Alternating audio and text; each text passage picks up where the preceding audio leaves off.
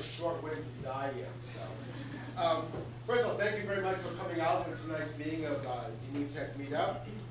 We obviously have a full house tonight, which is always, again, really exciting. I think everyone's familiar with the concept, the format that we use. We'll have our two guest speakers. I'll introduce them. They'll talk a little bit about their organizations and what they do. And then we'll have this evening 4 entrepreneurs. They'll each get 5 minutes to talk about their business. The alarm will go off, and we'll have 5 minutes for Q&A. Another alarm will go off, and then we'll on to the next speaker. So before I forget, let me start with our sponsors.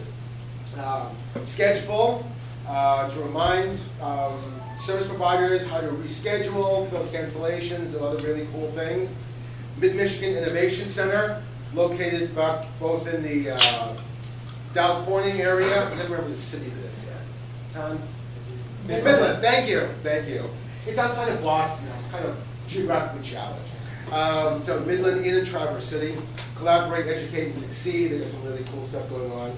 Star Garden in Grand Rapids, sponsoring a lot of really great new ideas. DNU right down here downtown. I think most people are familiar with their operation. Are there any DNU graduates here tonight? They're just called Wisdom now. Just called Wisdom. Ah, okay, good. The drop to you. Okay, very good. And Quicken Loans. Dan Gilbert's organization has been a great sponsor also. The most important sponsor of all, of course, is Atomic Object. We're here at their house tonight. So John, come on over and say a few words about the organization. Hi, I'm John. I'm a developer here at Atomic Object. We work with companies ranging from small startups here locally all the way up to Fortune 500 companies. We build custom web, mobile, and embedded software for companies. We originally started in Grand Rapids. We recently opened our new office here in this lovely space. We're hiring new developers. If you know anybody who'd be interested. Recently, we've been working on a mobile app for a startup in Farmington Hills called Reef-So. We have a whole bunch of brochures and cards and stuff over there if you want to check it out. It's a pretty neat app. I worked on that personally, so.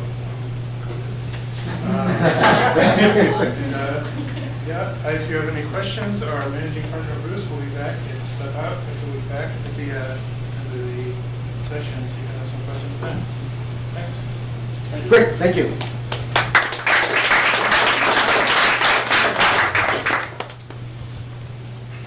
Great, thank you, John. Appreciate it. Our first keynote speaker for tonight is Adrian Fortino. Adrian is Vice President of the First Step Fund. First Step Fund is a seed and early stage investment fund focusing on technology and high growth companies here in Southeast Michigan. He's responsible for all aspects of investment with an emphasis on high tech and clean tech startups.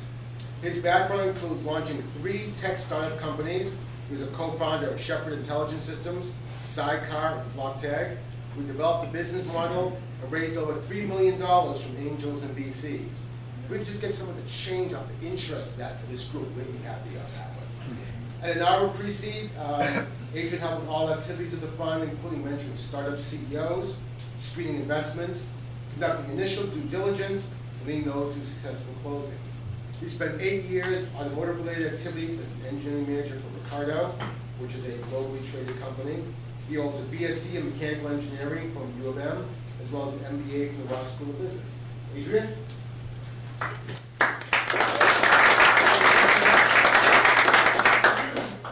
Hey everybody, I guess I don't need to do the bio.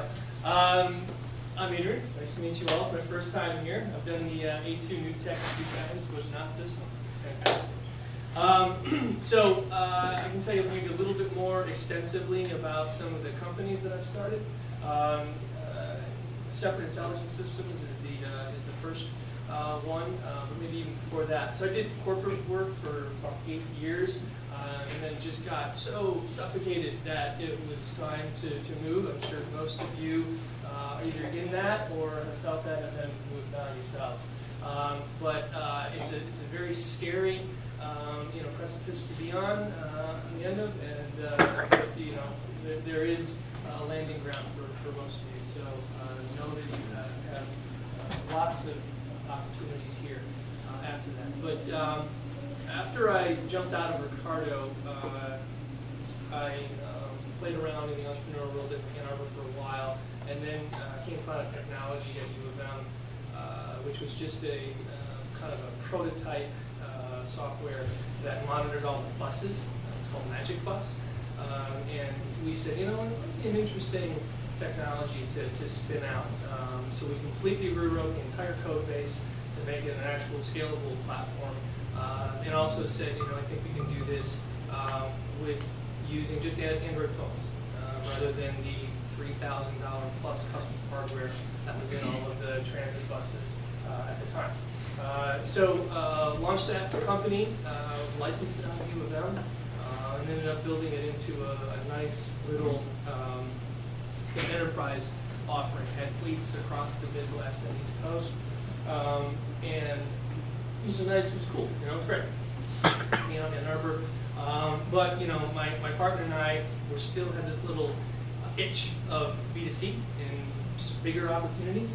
So we started to go out to raise a little bit of money to play around, and found another person out on the West Coast actually who also had a passion for B2C offerings for transportation.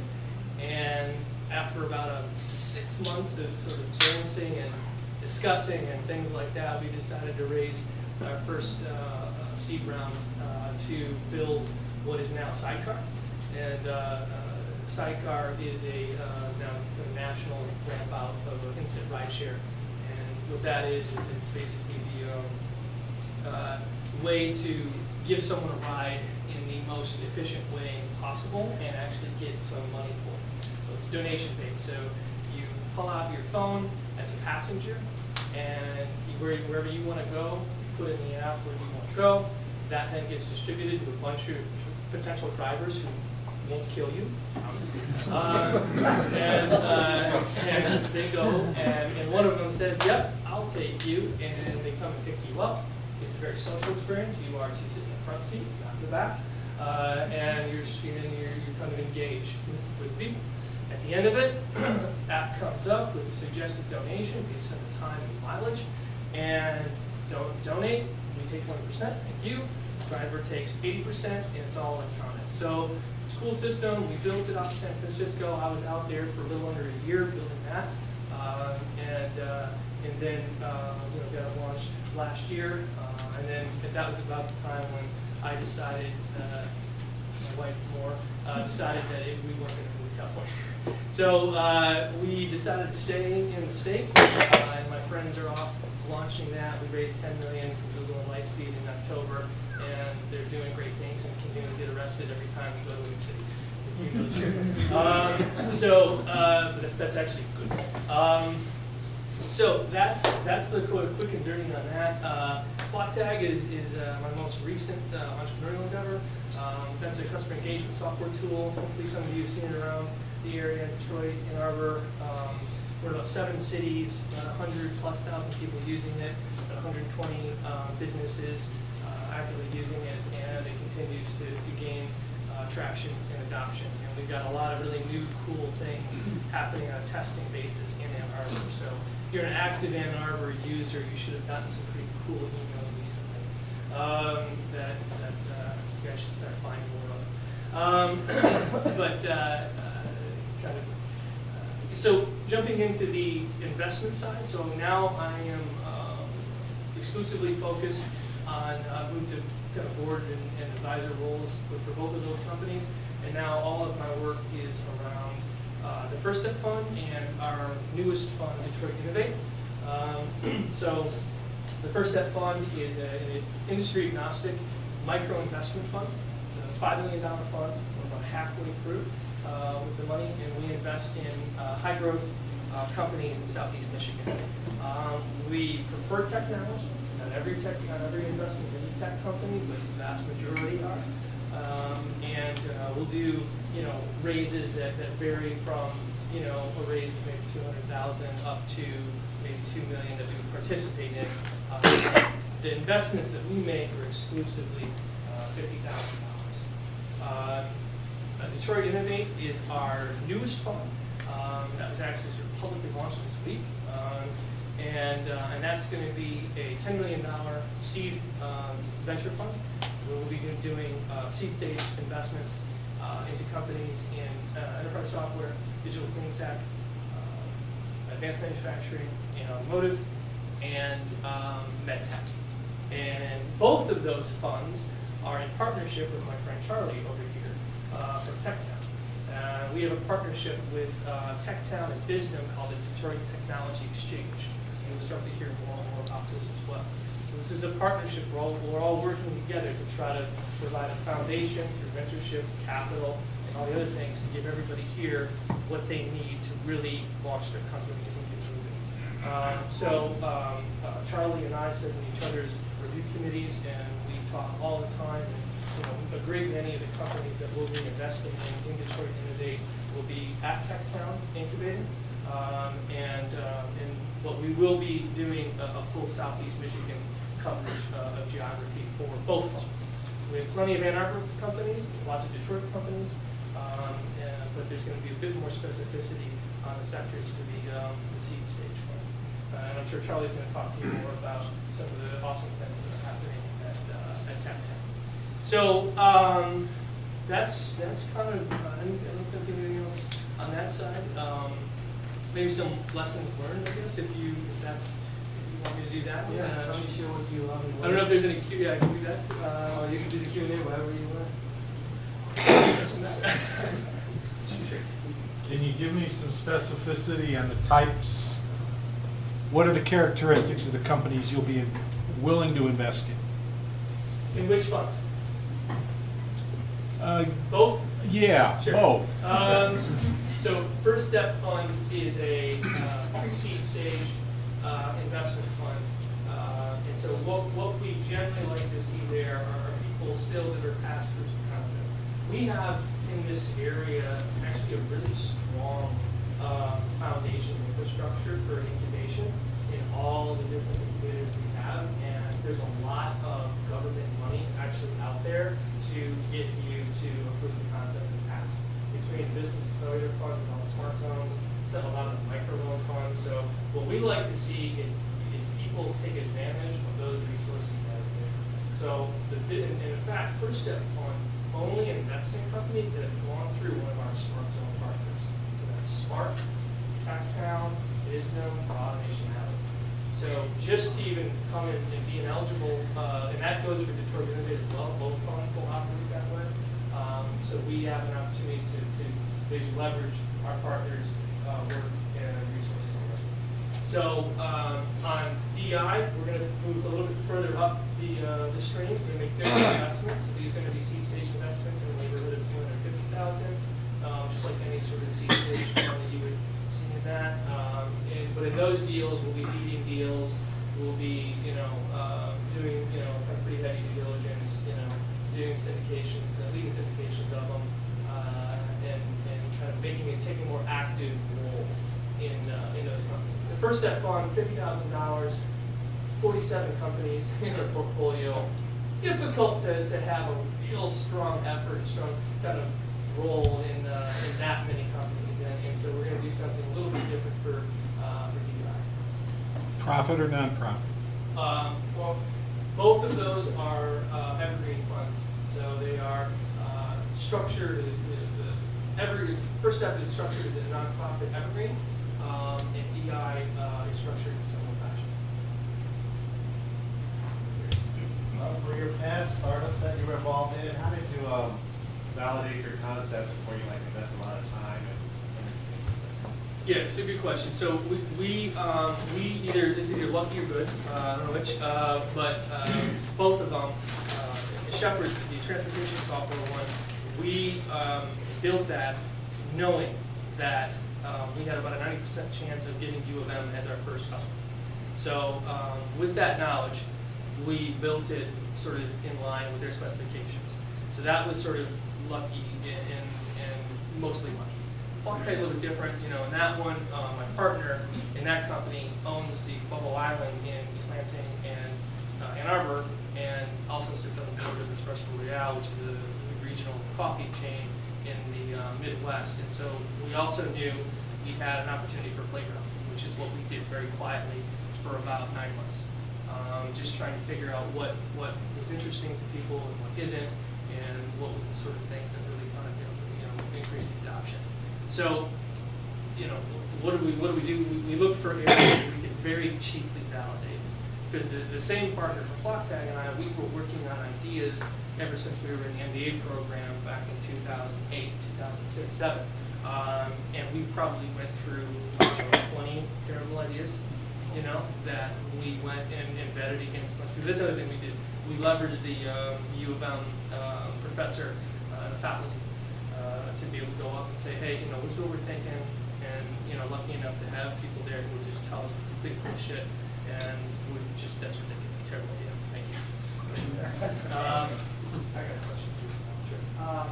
In your decision making, how many people actually decide on projects, and how are you one of the decision makers For each project that you guys? Are you talking about the funds? Yeah. Okay. So the First Step Fund has a group of an investment committee, and there is sort of vetting that we do as managers of the fund, and then that group, I would say, makes the final decision. How many? 10.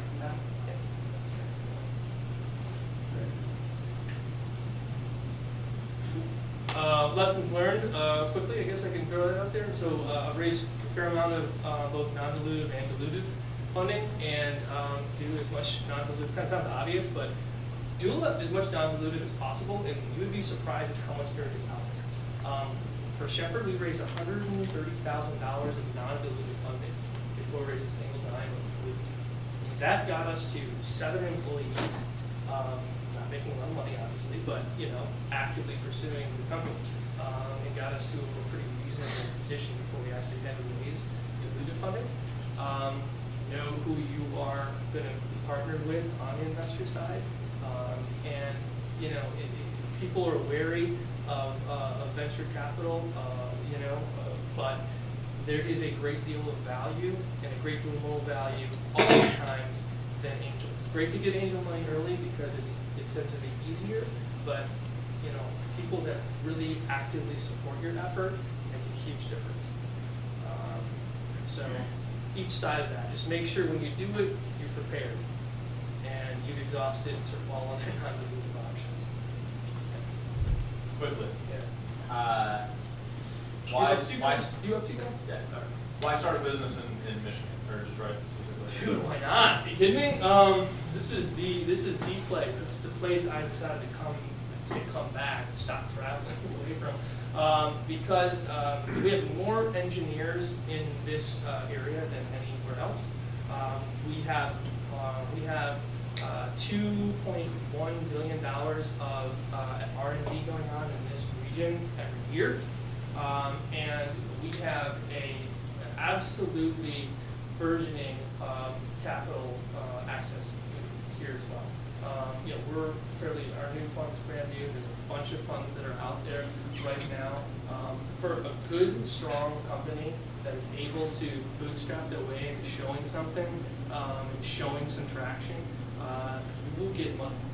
You guys obviously did a great job with that, and most companies, there's very few companies around here that have not gotten money that have actually shown the sort of traction. And people will say, well, I need money to show traction. In some cases, I'll see that. I might grant that, but in many cases, you can get there because of all this infrastructure and resources that are here. But there's no better place, man. Plus, we have seasons. San Francisco sucks. I was there a long time. Well, there's multiple seasons. Wetter, right. cold, and cold. Cold. Yeah, right. Anyway, thank you for the time. Great, Adrian. Thank you.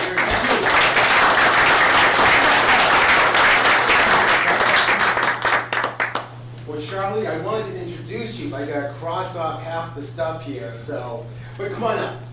Charlie Moret from TechTown. He's managing director of entrepreneurial programs there, responsible for development and oversight of all their new entrepreneurial stuff. He had 25 years of other stuff, which we won't always talk about. But the key thing is that led him to working in Connecticut. For his last major one was managing director of business development for Connecticut Innovations, which is a quasi-public private corporation with equity, debt financing, and bond financing for companies in the various stages of the business life cycle. While he was there, he developed a number of business opportunities and programs and relationships with key partner organizations, raised about $20 million in pre-seed fund investments, 40 of them in 23 months. He worked with both Yale and the University of Bridgeport, supporting entrepreneurs, startup and early stage tech ventures, and also worked on TechStart, which is a business accelerator program. So he was recruited all the way from out there to come here. So again, he'd be going to ask, why did he leave Connecticut? Why did he come here? And it was probably because Todd and I are both graduates of TechTown. He wanted to get closer to the two of us. Charlie, go ahead and take it away. Thanks, Bill. Actually, I've only been here about 4 months. And the thing that attracted me here was actually the activity, the richness of the assets, the research, the talent. And you know, since I've been here, I've heard people say, oh, we don't have enough of that talent, It's amazing what I've found so far in these 4 months, you know, the richness of the opportunities. And if anything, in these 4 months, it's confirmed that even more so. So it's been very exciting here to join TechTown. TechTown is a business growth center, and we're going through an evolution. We worked with a lot of kind of place-based business, but we're now evolving into more of tech-based centric support. My background, 13 years at CI, I did about 40 investments in about 2 years, all in startups, pre-seed and kind of next stage. I ran acceleration and I ran incubation there. So what we're going to be doing at TechTown is really trying to begin mining all the amount of activity and all the richness of IP and assets and opportunities that exist here. So right now we're starting with technology acceleration. We've got 2 programs that are focused on entrepreneurs and one that's going to be focused on students through the Detroit Technology Exchange. And then the future is, again, we're starting to work with the universities and other partners in taking some of that technology, helping them to commercialize it, but not only that, helping to get entrepreneurs that are interested in creating value, finding new opportunities, and helping to bridge the 2 together to make businesses right here in Detroit. Incubation will be something that we'll be aggressively getting into as we come out through the acceleration process. That'll be the time, because that's a short window. That's about a 3-month program. From there, as the teams go through the process, then there's good opportunity that they can incubate on a longer-term basis at TechTown. And then eventually we'll get into the pre-acceleration, which is starting to do that, working with individuals that are thinking about doing something where we can help them, give them some initial guidance, and so forth. So what Adrian talked about, this is a very exciting opportunity here at DTX. It's really a partnership between Bisdom, DC3, Invest Detroit, and TechTown. And we're really leveraging our assets for a joint program to make things happen in the entrepreneurial sector. And we were very fortunate to receive funding by the Michigan Strategic Fund through the MEDC. And so there are really 4 components with Adrian talked. Launch Detroit will be our summer student accelerator. It is open to any student at any Michigan university or recent graduates. And it'll be a 10-week program. They'll run through the summer, and they'll be testing kind of technology concepts. In some cases, we're actually going to help them bridge by finding them opportunities that they can actually work on during that period. And so a big part of that goal is to begin building the talent of entrepreneurial activity and showing students that they can create value, create their own opportunities. As we all know, the employment sector has changed radically in years. So a way to create employment and get things done is by creating value yourself. And so we're going to hopefully show them. Our D-Venture program is in concert with our partners. And that's going to be, we're going to look around the country to bring CEOs that have proven track records, and they're going to help mine the technology out of the various sectors. So it would be the universities, it would be a lot of the institutions, the healthcare sector that's generating IP, going in there and then starting businesses and then getting investment from either First Step or Invest Detroit. Our DTX Fellows is going to be, again, a nationwide call to talented individuals that are mid-level career. We're going to bring them in, share them around the system, and what they'll be working with is a portfolio of companies, 2, 3, 4, where they'll devote part of their time in these startups with the goal, as the startups start to get traction, then they can potentially become full-time employment and lead those companies along. And then what we call our integrated ecosystem services, which is, again, leveraging our expertise, our relationship, our partners, our networks to create events around supporting organizations and startup ideas and entrepreneurship in Detroit. So to give you a quick overview of our current technology accelerator, which is currently, the whole goal here is to actually launch or start up a business.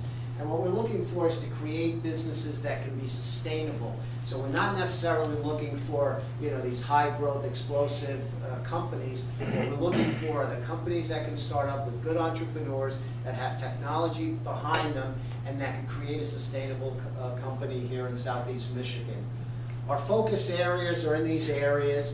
Our partner Wisdom, as you know, is focused on IT, digital media, mobile apps, sports and entertainment. So that's where their expertise is. We support that. We'll be, helping to support them. But we're going to be looking are in these areas, many of which Invest Detroit and First Step is also interested in. So the actual program. What will the companies do during this time? They'll test their actual business viability. They'll explore markets. They'll go out and talk to customers. Maybe they'll be working on prototypes. Key thing, as you know, is finding potential customers, because that's what you need. It's very difficult to get startup financing, so you either bootstrap it, right, or you find an angel to help you with it, or you find a way to finance it potentially through customers. It is a full-time commitment, so the 12 weeks, it's not a part-time gig. Essentially, we're giving the participants who are selected, and our selection committee includes, First Invest and other investors, because they're going to help us to sort through the applicants and say, okay, these are companies that we are potentially interested in investing in the future. And so the businesses that are selected will receive a $10,000 in a startup loan that they can apply to, part of the business, create a milestone, and we ask them in the application, how is the best use of that money? And then we really put them through a lot of mentors, resources, coaches, investors, lawyers, so that they can get everything. So having done this before, in 12 weeks, essentially, what you can accomplish here will often take an individual a year, maybe 2 years to accomplish, because of the breadth of the resources that we can bring to bear. And so some of the things required, we look for a minimum of 2-person teams. They got to be located in Southeast Michigan, willing to operate out of, it says it should be out of, TechTown. They should have expertise in what they're undertaking. We'd like to see some commitment to the business. So if you just have an idea and you're trying to put forward a business concept, we want to see that you worked at it. And obviously one thing is, can you work with people? Can you work with the team that you're going to be assembling? A lot of it is, if any of you are not familiar with this, Steve Blank was a very successful entrepreneur, venture capitalist, now teaches at Stanford University. If you haven't been to his website, he's got a tremendous amount of entrepreneurship activity there. It's all free, it's all open source, you can get a lot of value out of it, and we're basically following, kind of his methodology. We also received from the NSF a very large grant of over $2 million, and they put 3 sites out in the country. One is at University of Michigan, the other is Georgia Tech, and the third is Stanford University. And what they're doing is they're taking his methodology, they're taking researchers out with technical capability and running them through this program. So we've adapted his program here to run it at TechTown. And essentially we follow the business model canvas. So what happens is when someone comes in, they're going to make a lot of guesses at all these various items. And then over the 12 weeks, they're constantly working at this, so that at the end of the 12 weeks, hopefully they've got from guesses to getting more data points, making more decisions, and being able to have a much stronger business model that might be potentially attractive to investors and partners. And so our weeks are pretty well jammed. Monday's a big day. You know, they report back. They do a lot of coaching. Then they work one-on-one with the coaches. Tuesdays tends to be our workshop day. We have speakers coming in. They usually have dinner with a CEO who's been successful with their companies. And Wednesday and Thursday, we kick them out of the building. We want them to get out and talk to customers, test their hypothesis, test their value proposition, test to see whether a customer, because without the customer, you can't get anywhere. So we really push them out there. And then Fridays, they kind of have a wrap up, more customer meetings. And then we bring a lot of people with industry expertise that will help mentor them along. And so as we get towards the final end of the program, you know, we get a presentation coach working with them. They spend a lot of time kind of honing up their business model. They work on their pitch. We take them through an investor panel of, you know, what VCs, what angels look for, the kind of questions they're going to get. We show them an actual finance case of one that has happened. They start refining their business model for the final, have their last meetings. And then really at the 12th week, we're hoping that they get out to 100 customers during the 12-week period. You know, they're working 100, 120 hours because if you want to get this business off the ground, we can show you how to do it. And then presentation day is really the day they come out. It's kind of the debutante ball, right? They wear their fancy dress, they come out and they see the investor community. And then now they're testing whether their idea is really, you know, viable and whether somebody's willing to invest. And so expectations, you know, they have to have a legal entity, attend all sessions. It's their company, you know. We'll show them a lot, we'll help them, but it's ultimately their decision. So we don't guarantee anyone's success, but we guarantee them we're going to show you a heck of a lot. And oftentimes during this program, I've had entrepreneurs come back to me and say, you know what, this idea isn't going to fly, and I pull the plug on the idea. And that's also a good outcome because they've learned something in the process, and we've actually had people that have pulled the plug and then have actually gone into other companies and been more successful. So it's not, you know, not everybody is successful. It's part of what we're going with. So our application is currently running. We're open till March 15th, a week from Friday. Selection will take place over those following couple of weeks, and the program will start on March 8th. We'll have another program which will start in September for entrepreneurs. These are full-time commitment. And then we have the summer program. So if you want more information, you'll see it at, this is where the actual online application is, or you can go to TechTownDetroit.org or contact me directly and talk with me if you want to talk, whether you're interested in this particular one or if you want to start planning for the one in September. You know, I'm very open to do that. So that's what we're doing at TechTown, and as I said, we've got quite a bit this year going on, and you'll see us working very actively in the space over, you know, the next several years. Is your contact information on that section? You know, let's see. Oh, I didn't cover, you know, the terms of the loan are pretty interesting. Let's see, timeline, and let's see. I guess I didn't put it in.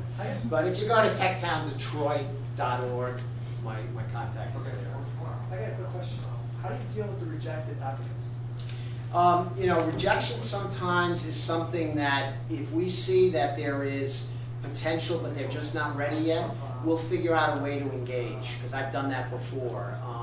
You know, a lot of times, you know, it's not something necessarily, unless you've worked at it, you know, you could go in there and apply, but if you're just still at the early stage, go in and apply anyway. We'll give you some feedback. And then, you know, we'll probably engage and say, hey, you know, these are some of the things you can do. Also, part of what we're trying to do, as I say, is build this community. So a lot we can do is, you know, we're really looking for teams. People are always looking for talent in teams. So the more people we have coming in, you know, we can often link people together. We're doing this right now. One of our partners, Next Energy, we're working on a couple of, you know, particular tech companies with them, helping the entrepreneur. They're really not quite ready yet, but you know, we're giving them guidance to get them ready. So when I said earlier, this is kind of our, you know, coming out again into the tech world, because TechTown's been around about 10 years. It's heavily in tech and then kind of moved away, but we're getting very much back into it. So part of our goal is to work with individuals, give them guidance, help them with the community, because ultimately, you know, we're a not-for-profit, so we're not here to, you know, make money off anyone. We're really trying to follow our mission, which is what I said earlier. We want to create sustainable businesses. There are good businesses here. There's a tremendous amount of talent, and if we can help pave the way to that, we all win, and that's what this is about. The military actually has a system where they have a recycling of the students that go through the processes in their schools. So if you don't actually make it through the first initial wave, they knock you down a level, you recycle, go through this training at a lower level, and if you don't make it there, you go down to a lower level, and then they build you back up. Yeah. And I think that might be a good option. Well, that's part of, you know, eventually where I think we'll head, because I said pre-acceleration, you know, so it's really, it's pre-acceleration, it's acceleration, and it's incubation. And right now we're targeting acceleration because that's where we can begin immediately to get things happening. But the next step is, once we have the first group that comes through there, and depending on how they get through, then they're going to be eligible for the incubation phase. But because there is a full-time commitment here required that not everybody can do or ready to pull the plug on their particular business, then we have to start working in the pre-acceleration stage, which is doing these kind of things, engaging one-to-one. You know, we're already starting to think about how can we begin delivering some of the things on the business model canvas, you know, at an earlier stage that can get you going in the right direction. Because when you start a business, you know, it's what do I address, where do I go? To the degree that we can help give you also a little bit of a roadmap and help you along that process, then we can get you into acceleration and incubation. So that's where we're heading right now. As I said, I've been here just over 3 months, and so we're getting this off the ground, is kind of getting our programs going again. But to the future, that's where we have to go, because we really can't work in just one spot. How, other than the money difference, which I did know, how is it different versus the business? It's actually pretty similar. The difference is the focus, because in the area they're working in the IT and digital media, you can accomplish an awful lot in 3 months, in a short period. You can build a prototype, you can test it. The kind of technologies we're going to working on, you're really looking to kind of begin building that business model and testing certain things, and really the team coming together to see if they can continue, if they can get to some sustainability. So we're looking at it more from developing a sustainable business as opposed to, you know, necessarily something that's going to be high growth kind of right out of the gate, which is what business does, and a different focus in technology. There's also a significant term difference.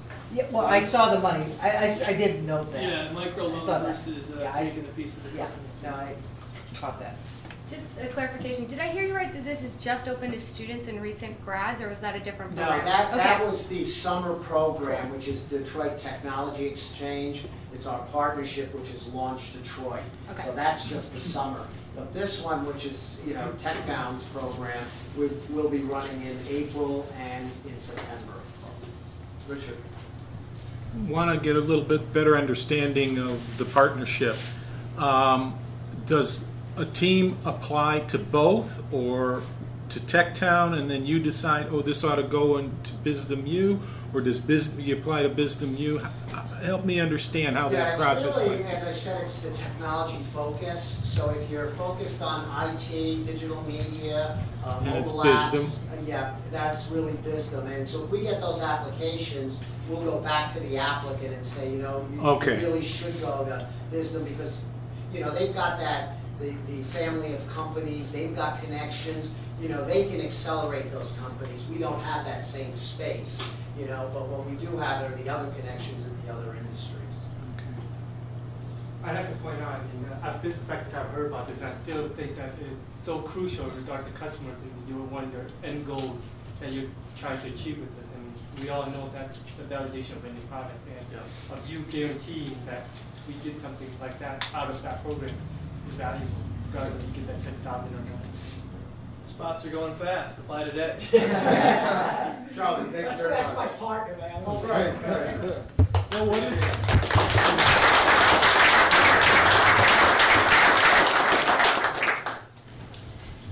If you folks want to grab a seat while Will starts to make his way on up. Tom, you gonna bring the slides up? Yep, I will. Actually, it's got a slide. It's got his Apple TV. Oh yeah. Okay. You know how to switch it over?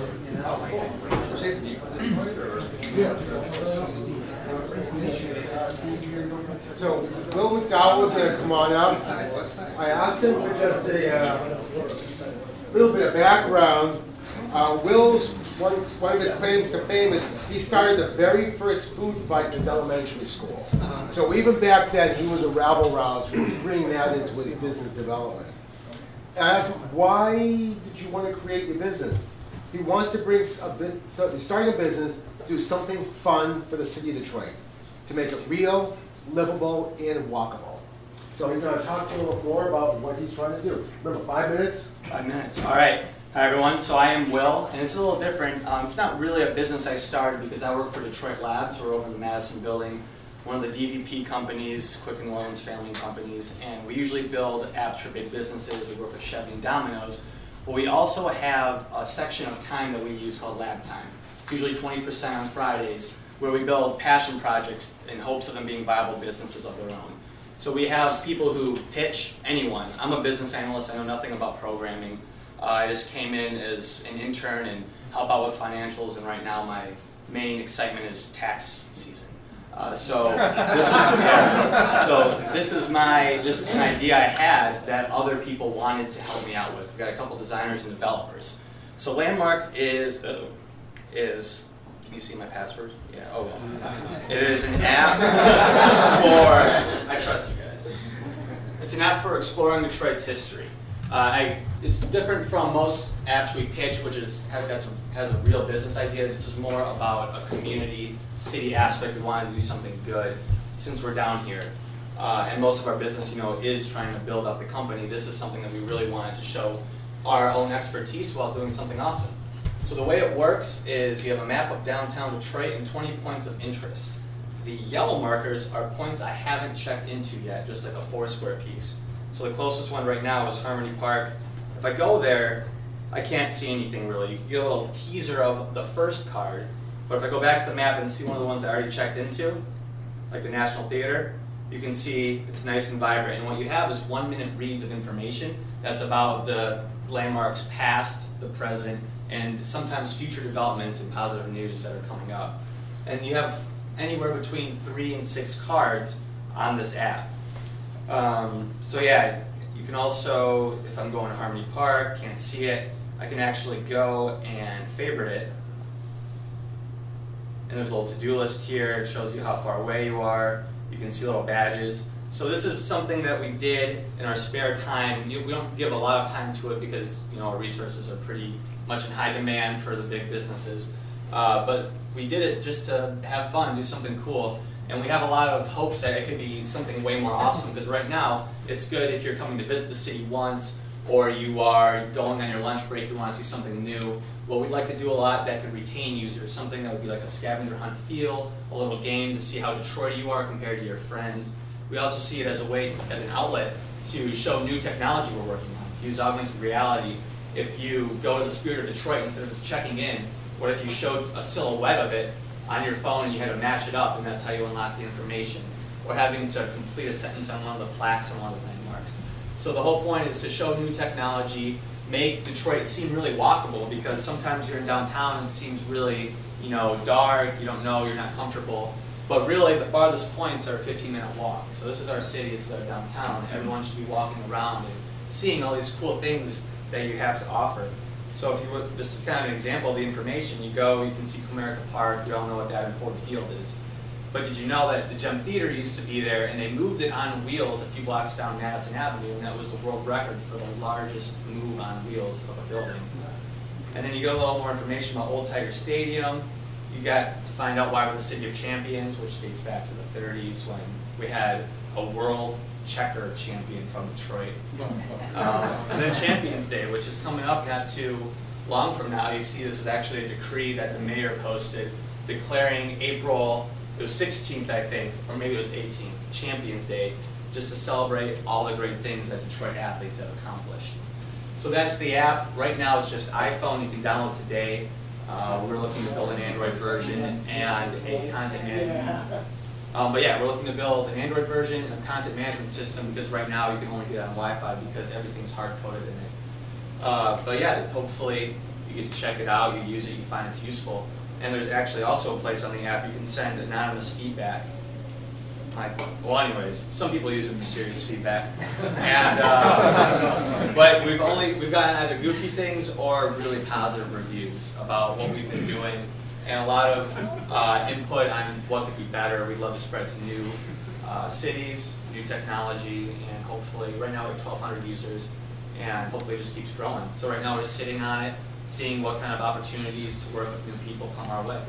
We work with DHive to get the information, we work with the Detroit Historical Society to get the photos, and we've tried working with a few new people, or new businesses, just to see what's possible. So if anyone's interested in showing cool information that anyone coming down should know and can further spread the positive passion in Detroit, let me know.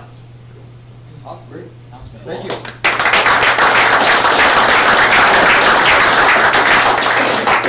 Questions? How do you get the app? Just download it on the iTunes App Store, and you iTunes? have to be on Wi-Fi, unfortunately, because it is a big app. And I've been working on a few proposals with a few companies who might want to sponsor us building it out on a server so it would be easier to download. But right now you have to be connected to Wi-Fi, but you can download it and it works perfectly. Yeah? You guys think about adding location? Yes, I would love to. I want to. It just takes our developer time right now, and we need, hopefully, like one of the corporations in the area would love to sponsor, you know, blah blah blah presents Eastern Market or Corktown, or maybe a sponsor, Motor City Casino comes in and they do a yearly scavenger hunt that gives away like a $10,000 prize. So something that they could have their own sponsored tour. Anything's really possible. We've also dabbled with adding sponsored landmarks, but I think the real key is if sponsors want to come in and put their name on it, brand it, and help us spread the word. But yeah, we love new neighborhoods, new content, new photos, new types of technology, so a way to embed videos. So yeah. Have you thought of using like hotels, for instance, to help with distribution on something like this? That is one of many ones. We haven't really pursued it. I think that'd be a great one. We've thought of university, the Wayne State University, and lots of just organizations that come through, like DHive, and when they bring a giant group of people that go their way, just to kind of spread the word that way. But I think that'd be a great way to spread it. Just trying to find a mutual benefit of both businesses. And right now, since obviously I'm so excited about tax season, I don't have time to think about it, that we need something that either people want to sponsor right away, or that our developers are going to be really passionate about working on it. And so business development is kind of in this kind of, yeah, we're not really working on it right now. Yeah. How many people develop this with you?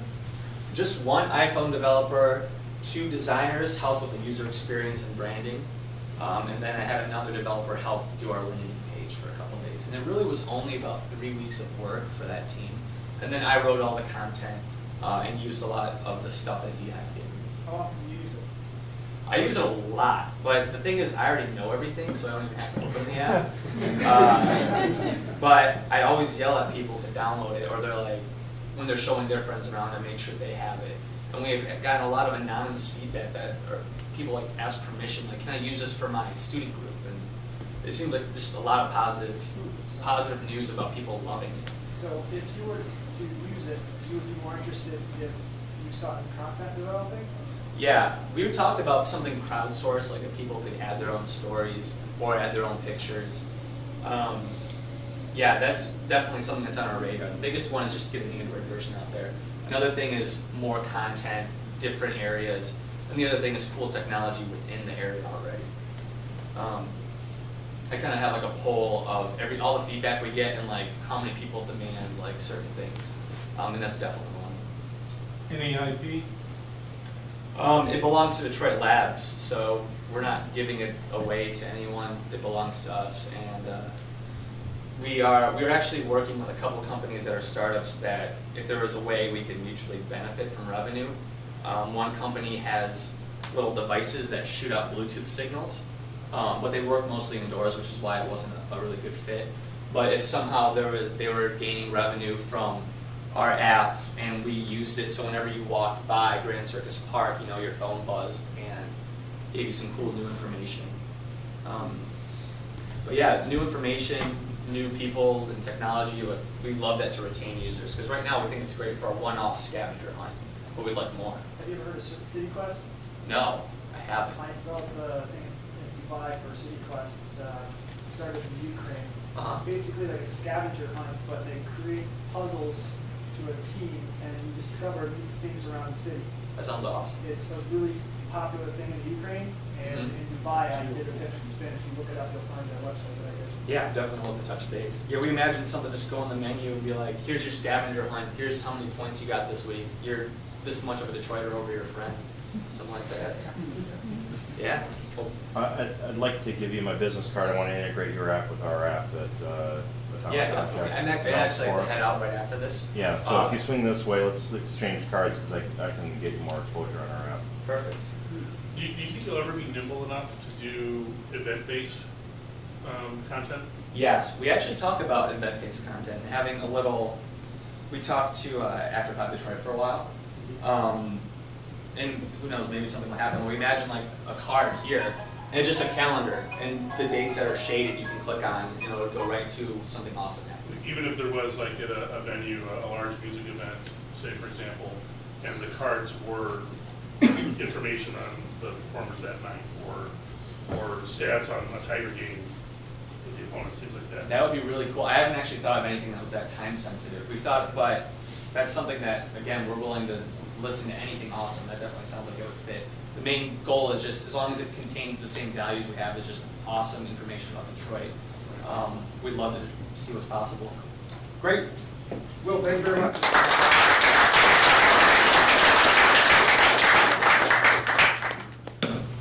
Ty? Did you guys speak also, or just you? Okay. A little bit of background on Ty. She art and women's studies at U of M. Yeah, please, take seats. Make yourself comfortable here. Before she entered an accelerated bachelor's nursing program in the state. She also worked in advertising at National City Bank, Campbell Ewald. And she was interested in entrepreneurship to create and contribute something new to humanity. And this company, like a lot of other companies, is having frustration. I won't say anything else about it. Ty, go ahead, take it away. You have 5 minutes. Sure. Okay, great. All right, everyone. I work at a hospital that uses electronic medical record charting, and it's about 3 years old now. But even in spite of that, I and everyone else that I work with, we all carry around these excellent paper sheets that we write up every day. So this takes me about 30 to 45 minutes. There's a lot of redundancy using the electronic medical record system, and then just charting that we do in general, and then just organizing ourselves. So I guess the solution that I'm proposing is software that piggybacks onto the existing medical record system. So it would piggyback here. Basically, I'm thinking that one of the features we want to incorporate breaks down procedures into the subtasks that they're comprised of. So it also could help organize people. The subtasks would be populated onto a timeline, and so you could prioritize what you would need to do within a given hour. Tasks are always constantly being added on, whether they're face-to-face, in person, or via the computer charting system. You might see a new order that's listed, or a new request, or some such thing. Some of the value that we see in this. One of the things would be a lot of reduction in overtime, because we're taking so much time to organize ourselves, and we're taking so much time to collect our patient data. It's just, a lot of people are punching out late. I mean, I know I do on a regular basis, and if you're a full-time employee, that's overtime. And that happens all the time. And I never hear anything about it. It's sort of expected, and it's just sort of a given. Another thing is, this could be used for education. We see a lot of nurses on our floor who are traveling nurses, or who are pulled from other units, or who are floating nurses, and they're not really familiar with the particular procedures and the little nuances of our floor. And I think the way we've set things up, you can kind of put your own personal notes here, and they can be shared. So that's the key point. That could help cut time on education, orienting new nurses, orienting new grads. We've already contacted a travel nurse company who said that they would be interested in in paying for this service if it were available for their nurses who are travel nurses to different organizations. Increased job satisfaction and lower turnover. Well, that pretty much explains itself. Nursing, if you know a nurse, it's a very stressful job, and there are a lot of balls in the air at once and no room for mistakes. So this could lead to fewer people leaving your institution. I know from personal experience, people will avoid certain places for that reason, but I think that this could really make a lot of people happy. I've talked to a lot of nurses, and they would really like to see it and try it out. Sticky points right now where we are. I feel that we kind of need, here are more screenshots, but I feel like right now we would really like to be able to partner with the hospital to just pilot this prototype and just kind of work out some kinks. So that is one sticky point. The other thing is maybe just looking for people to round out our team. And that's about it. So any questions? Yeah, do hospitals usually have their own IT department or vendors that they work with to develop these systems? Yes, actually, I've looked in at my hospital, and we have something that's coming down the pipes. It's very slow. It's very slow. It's so slow that nothing's happening. And that's my entire experience. And it's not going to go any faster. I've talked to informatics nurses, and there's just a huge procedure for submitting changes to implement in this program, and it's not really a workable solution. Someone else had a question. Yeah. Have you considered going after training hospitals or hospice facilities? Hospice facilities? Yes. Yes, absolutely. I mean, as your pilot program, who might be more apt to be a first customer. Sure. Yes. You had a question, sir? I know a gal who was a surgery resident at a Catholic hospital, kind of near Slang. She said their EMR system, I don't know which one it was. Her hospital's EMR system stopped. She needed to use it. So I think there's an opportunity for a good record system laterally and vertically throughout the entire hospital to work well. Right. Yes.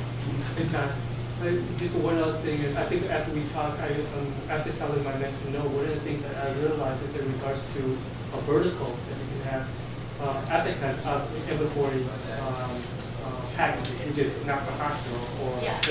They do have smaller packages for the medical offices. Right. So if you're building or something in regards to the Epic system or work along with the Epic system, they do have an inventory package that will work out with small facilities, which you don't have to go with the hospital now. You can actually work with some of the doctors' practices. I think I'm going to give this a short try, but it really looks like that's where we're going. Someone else here had a question? Yeah. So, is the software built out, and what type of talent are you looking for to round out your team? A project manager, and yes, the software is built out. It's ready. It's waiting for changes and feedback. Yeah, project manager, maybe some sales.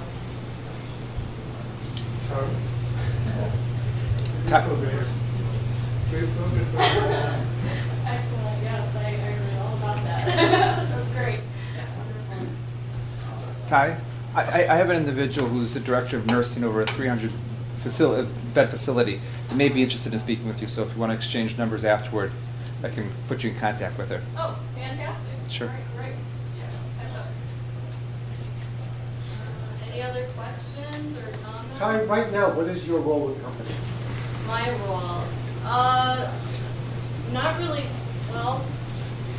well, actually, I'm trying to just develop customers, really, and I think at this point, I kind of function as the domain expertise. Depending on where we move, that might change, but the degree of that might change. But I mean, I speak the language, and I know what's going on, so I think that would be my primary function. Great. Okay. Thank you very much.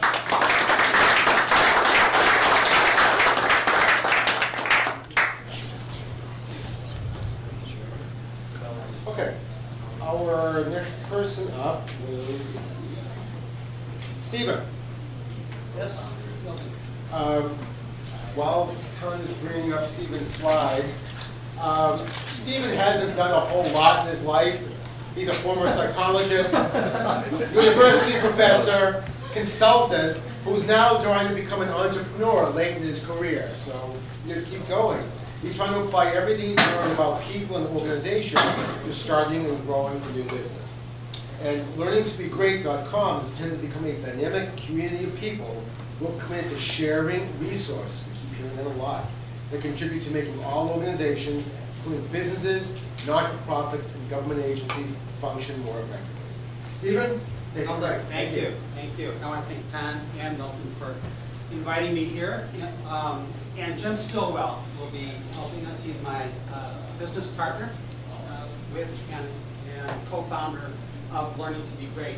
Learning to Be Great, as Milton talked about, is a marketplace for tools that help improve the functioning of organizations, that help leaders develop, that help teams develop, that help the processes in the organizations function more effectively. That's the business right there. That's our site. And some of you may want to go to it right now to see what it's all about. We started it, Jim and I have about 200 years of consulting experience between us. Gray beard, Jim's got a true gray beard. And we realized that we have we've produced a lot of tools in our work that we use with organizations that we own. It's our intellectual property, but that might have value to others. So that's where we started. What we found as we got started is there's a lot of people like us. There's a lot of consultants or maybe managers who have created something for their own use that they might want to sell, have a marketplace where they could get it to users, to other consultants, to other managers that they could use. And those tools could be used for individuals, teams, organizations, or communities as a whole to improve those areas. What we wanted to do is create a place, a marketplace, a virtual marketplace for low cost, high quality, easy to use tools that people who are have not been consultants for 30 years like us, but who can pick them up and use them and get them easily. Our customers are members that join Learning to Be Great, that join our marketplace and put their tools up on our marketplace, and the users that go there and buy those tools from the members. The process is basically, we ask members to go to their files, literally, find material that they've developed that's been useful with organizations that they work with. It could be something for assessment. It could be a model of how organizations work. It could be a solution, which is represented by that puzzle. And then create it in a downloadable form, post it on our website, allow users to put it in their shopping carts, and ultimately improve organizations. That's our ultimate goal. We've always been about improving organizations, and that's what we hope that this marketplace will do. This is our homepage, and it gives some information about, it's constantly changing. There's a blog as part of this. We put new information on and try to promote the tools of our members that they've posted, the products that they've posted. This is our store where people can find products that the members have posted, and you can do it by topic or you can do it by member, lots of ways. This is an example. This has actually evolved since then, but we have about, I think we're up to 10 members now who have posted their products. One of the things that we learned is that we thought this would be kind of an open marketplace where anybody could come and post their products. We found that our members our customers want it to be more selective than that. They want to know that everybody there is a credible, experienced person they can trust, and that the tools that they've posted are high quality. So we've actually shifted our focus a bit, and it's not like a Kindle publishing where anybody can self-publish, but we're being more selective about what we put up there. You have to go through us a bit to become a member. The members get their visibility in sales, and they get their own page. Another thing that we learned from talking to our customers is how they see it is different from how we see it. And a lot of you have experienced that. When we talked, one of our customers said, you know, what this is that the, no, it's not my buzzer yet. That what this is a lead generator and a curator of information. That's what your site is. Okay, we took that in and we're thinking about how to reinforce it, how to make it a better lead generator for the members, and there's my 5 minutes, right? And a better curator of information. So that's learning to be great. That's the essence of it. And we're here to hear your suggestions, questions, comments, please. Yes? How are you marketing yourself? We are using them. First level is the members themselves, because they all have large networks to get the word out. But it's driving people to the site is our next big challenge. And we're going to be marketing to there's a lot of key organizations. For example, these organizations, like Society of Human Resources Management, is a huge organization. So we'll find a way to advertise through them. We're looking into that now. But to go through these professional associations is the fastest, easiest way to get to our target. So just a quick follow-up. Yeah. If you were to state what your value proposition is in one sentence, at the high level, that is the overwhelming value that somebody would go here, what would that be? To connect, to create a community, well, to connect tools, useful tools, to people that need them to improve their organizations. But I mean, we're always thinking about that, so that's something we have to keep working on. Yeah. Have you employed any strategy for try before you buy or before you buy? We have been thinking about that. We're welcome to suggestions about that. We try to provide, well, you don't see it up here, but when you go to the tool itself, let's say that's an assessment tool for organizational engagement, for employee engagement, you see a pretty detailed description of the tool, but you don't see the tool. And that's a good point. So I can respond to that as well. So we've begun to get some international focus. We were talking to some folks in Canada just today, and they walked us through their model that they're going to put up on this, and we were able to see a demo of this product.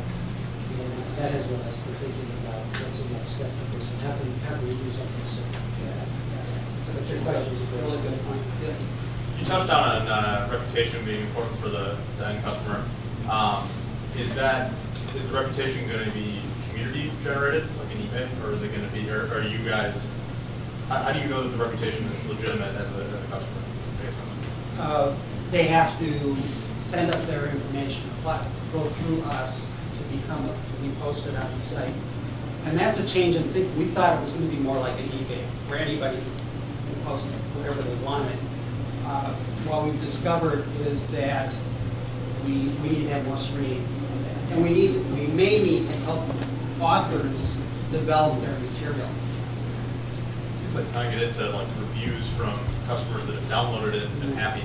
Yes. Would be some kind of like if I was rating going to buy system. it would be interesting to see what the community thought about it, Yes. given the reputation you put. Yeah, that's. Those my examples. Okay. Yeah. No. Thanks. Yes. So do people go here seeking answers to really like discrete problems they're having in their organizations, or is this just like more general purpose tools? Like if I have let's say my team keeps missing deadlines, right? Is that what I'm going here to find? Yes. Fix for? Yes. Or? You could. So an innovation we're talking about with the site is to actually be able to go onto the site early on, be able to do a diagnostic that will lead you to the tools that will help you solve that problem. Yes. Have you ever been to the website TED.com? Yes. Sure. TEDx or TED. There's actually a video that I watched on tribal leaders and tribes. And we actually present our information to people a little bit more gossipy than formal, and that's what we usually trust more. So, like me talking to him saying, hey, this is a great communicator, he's going to trust that more than actually a written statement. Right. Yeah. So how do we build on that? How do we use that? Yeah, good. Thanks. Any other questions? There's one over here. Yeah. Sort of have two questions. Differentiate yourself for me between other sites that offer me tools in the profession. And second question is, what tool wouldn't you have on your site? Yeah, there are a lot of places where you can go to get these kinds of tools. They are almost all proprietary. They don't create a marketplace where you have a lot of members who can provide their own tools that I'm aware of. What we wouldn't, so that's one way this is different. So this really has a human focus to it. This is about human performance. You're not going to go here and find tools that are like Lean Six Sigma kind of tools. You don't do that. I mean, that's business process flow. This is really focused on individual improvement, team and group improvement, and overall organizational improvement. It's more from an organizational development. That would have been helpful to put in your presentation. Yeah. Because your focus hit me like. Good see the focus. Yeah. Yeah. Okay. Great. Thank you.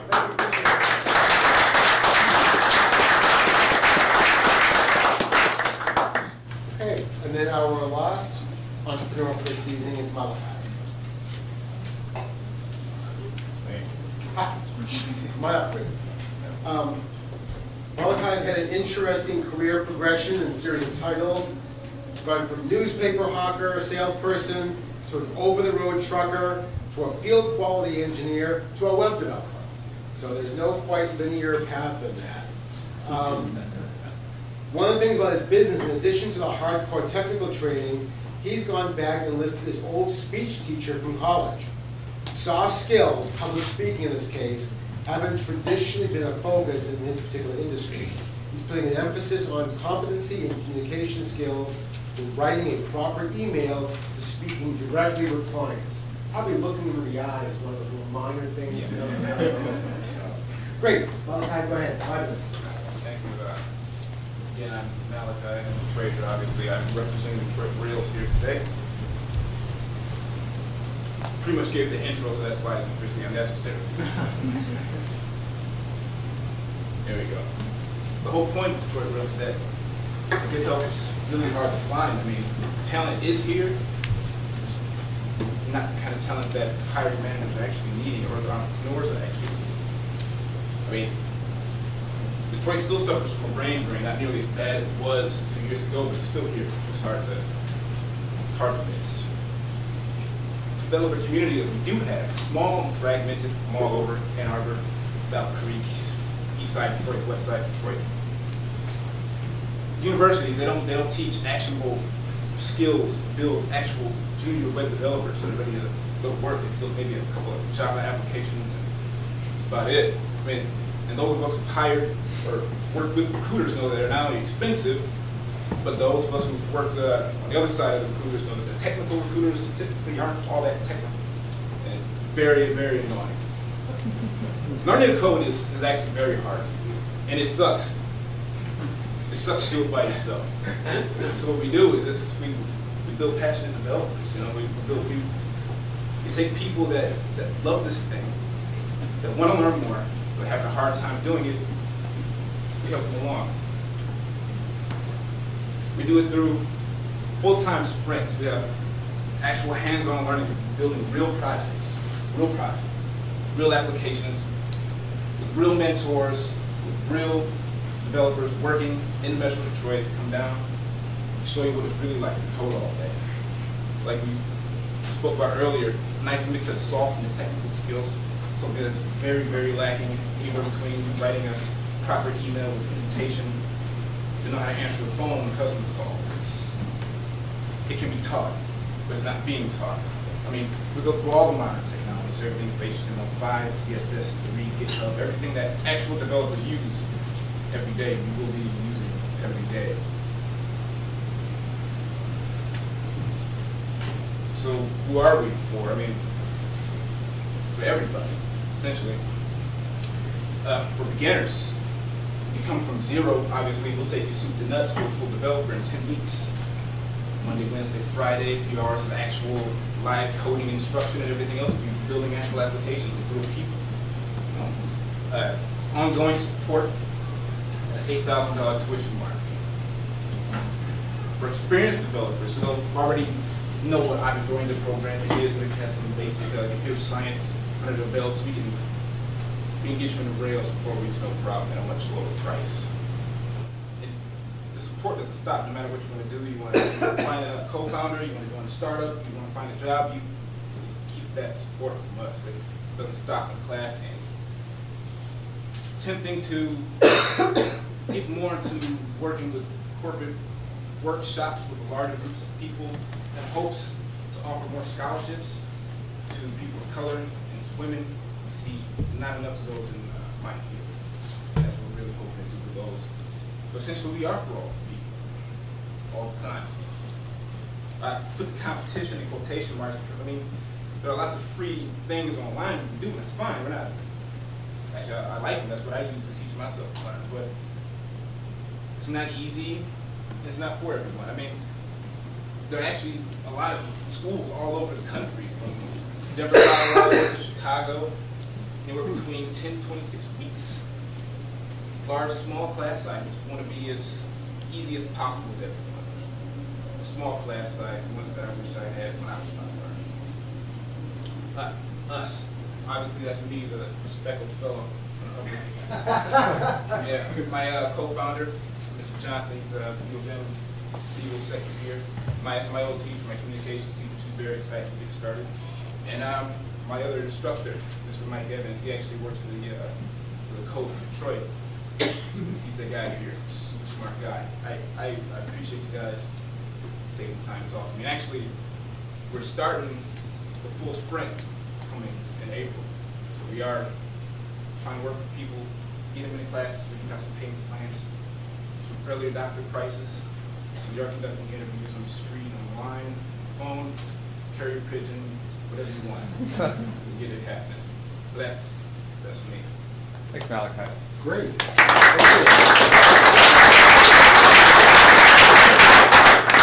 how long have you been in operation?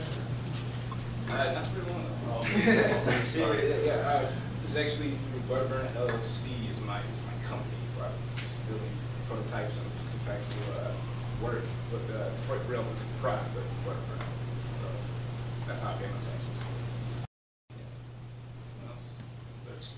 For the project that you use to help teach your developers, do you have like an application process for startups who are looking for developers that could use some beginning development? That's what we're still working on, getting that corporate process paperwork deal. I mean, it's as simple as just contacting us, we'll work with you no matter what. I mean, that's the whole point to build a community, right? So, be as simple as possible. I want to have burgers. Follow-up to that, is there a type of development you're focusing on? Is it web development, app development? Ruby on Rails. It's just Ruby in a very opinionated framework. That's all it is. I mean, yeah, that's what my core competency is. That's why we started with Rails, but we do have plans to go into Django, Node.js, and all other frameworks later down the road. Just for the non-developer community, can you give us an idea of maybe what a Ruby app would be that we might all know? Twitter. Sketchful. Airbnb. Sketchful. Yeah. That's built by big companies, trusted by me, used by millions. Very simple. What kind of prior experience or information or understanding do people that you're thinking as beginners? Yeah, man, as long as you know how to turn your computer on, we can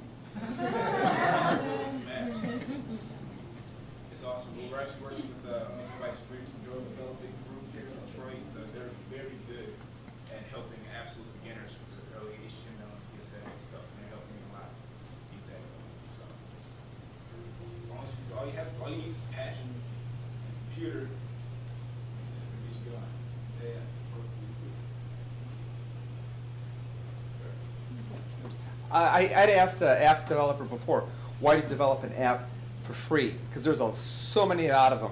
I know, imagine that if one hits and you get 100,000 downloads, that's pretty good, but what's your answer to why do developers create free apps? Attention, and they have a broken revenue model. Personal opinion, can't really speak for everybody, but some people will ascribe to the school of the freemium model that get enough eyeballs and advertisers to pay the money. Some people just want to build apps because they like it. Okay. Have you run any betas on your process? Yeah, actually, we're hosting a one-day workshop at DHI on 16. So that'll be your first one? Yeah, the class is almost full, so try not to sort of party. But yeah. In terms of like a beginner, would it be, so if somebody's got like a full-time job, would they be in a sense, you know, coding in the evening with you, or is it in a sense those 3 days that they're required to go full day, or what's the schedule like? Plans we have now is like a full all-day immersive thing. We actually have the material to have you working anywhere between 60 and 70 hours a week. But we're playing more with the workshop idea for people who have jobs, you know. Maybe a weekend thing, it will unfortunately take much longer to get to the level of competency we're talking about. So I mean, our guys will be doing at least a half a week pushing it live. Is it only, I'm sorry, is it only Rails, did you say? I couldn't hear. Yeah, just Rails for now. Okay. Because that's what I'm also at. Okay.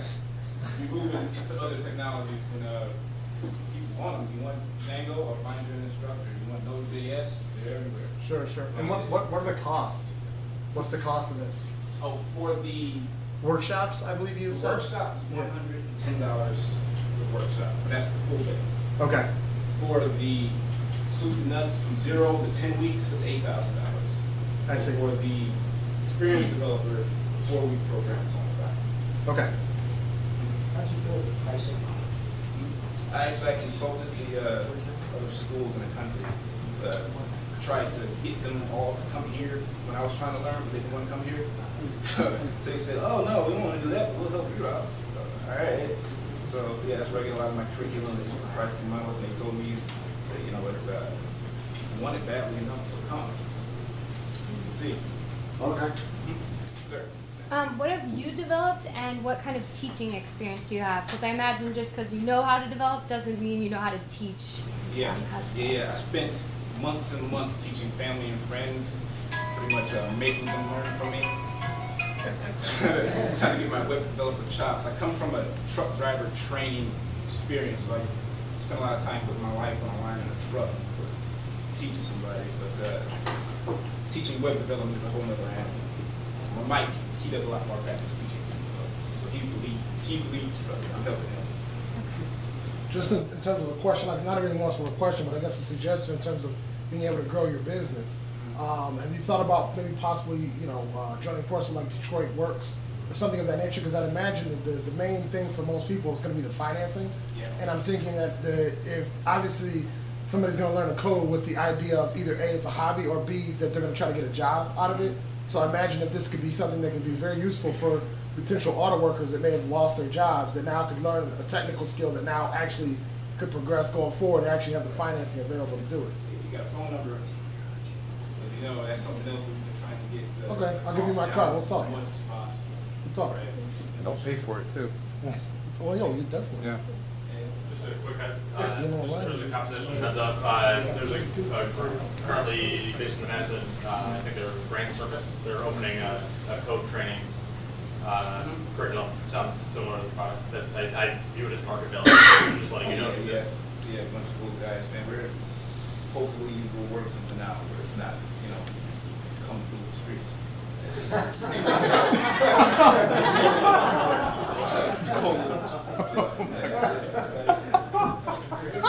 Hamburgers, handshakes. You going to be around afterwards? Yeah. Okay. Well, let's go ahead and wrap this up. Thank you.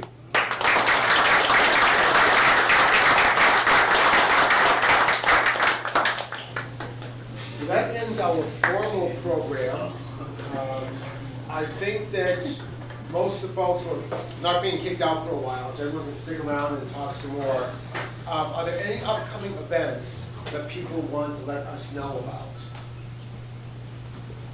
Todd, is there something going on next I week? can just tell you that Greenlight, if you guys haven't heard about it, an event happening sponsored by Spark Innovations, pretty much what an accelerator out of East Lansing on campus Michigan State. Pretty cool things going on. If you've been to the Lot Live Work Detroit event that happened just a couple weeks ago here in Detroit, pretty much similar to that, but this is a little bit more the contestant. We're one of the finalists, Arts My Software Company. But basically there are 25 finalists and they're high caliber and basically a 5-minute pitch. Great way to network, great way to kind of understand what you can do next year with your own company. Any, yes? I have found GLEQ.org is trying to maintain a list of everything that's happening across the state for entrepreneurs, the competitions and everything else.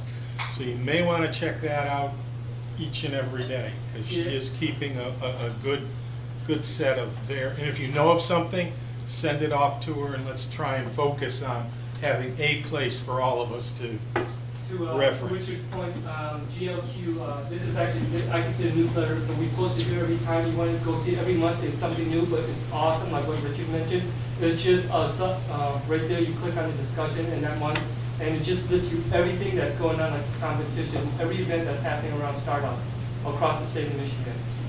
It's, again, it's a great resource, and this is pulled from GLQ. Is there a paint pitch? I'm sorry, what's the question again? Is there a paint pitch coming up? Yeah, that's good. Yeah. There's several. Yeah.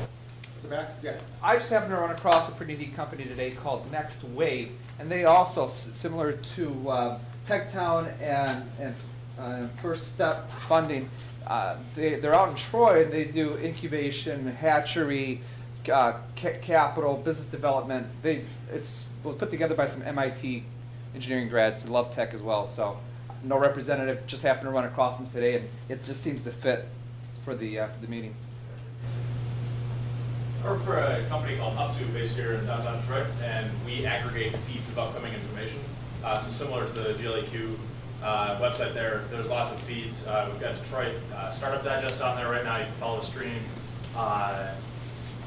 Automation Alley has a stream currently. I'm going to be engaging GLEQ because I didn't know that resource existed, trying to get them on the platform now that you say that. So it's a place where you can actually aggregate all those feeds as well as sports and movies. What's it again? It's called Up2, UPTO. Up2? Okay. We're Detroit. Thank you. Yes. Bill Wilburn is my name. Reapso is our company. We have some stuff over here. This is the app. It's Apple app. It was developed here at Atomic Object. We've been working with them since July of this past year when they first moved to Detroit. Made in Detroit app. Grab one of these codes before you go. We've got a patent pending technology on this QR codes. These are coins for a slot machine that you play the game. You win prizes, which are essentially discounts to places that you like to go. Mainly in Royal Oak area, buy one, get one free, half off bottles of wine, 50% off merchandise. Check it out. Support your Detroit developers. Hey, you coming pitching next month? We can do that, we'll talk. I just have one more things. If anyone's doing anything with Bitcoins, I'd be interested in speaking with you as well. Somebody presented. Sean, yeah, Somebody Sean, presented about it a Did couple they? months ago. Okay. Bitcoins. Well, it's called, just go to BitMe and Sean Thomas, BYPE. Okay. He's from Wilson. And then also, if you guys want to present, or you know anybody wants to present, we'd love just, especially Detroiters, we can want to give them their 5 minutes deal. Just go to, we actually have a site, part of our investment back into this group is our Sketchflow. If there's an application, you can just go to right to there and just fill in your application, and we'll just let you know when we just fill in. So just fill in the name, time when you want to go in, and we just do the rest. Anything else? Great. Well, thank you all for coming out. I think a number of the presenters are still here, so please find you in the audience and we'll see you the first Wednesday. Yes, One other announcements. I don't know if everybody knows, but you got a winner here of a competition this past week. It's Tom. He won $10,000 for his new startup.